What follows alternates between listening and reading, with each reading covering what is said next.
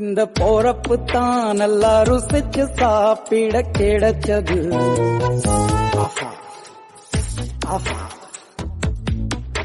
அத நினைச்சுத்தான் மனோ உலகம் முழுவதும் பருக்குது. அட சுட சுட அட சுட சுட அந்த மதுரை மல்லிப்பூ இட்லியே மீன் குழம்புல கொஞ்சம் புரட்டி சாப்பிட எச்சிலு ஊறுது உள்ளுக்குள்ள. இந்த போறப்பு தான்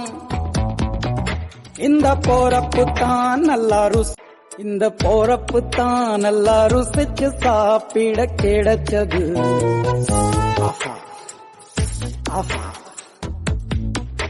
அத நினைச்சுத்தான் மனோ உலகம் முழுவதும்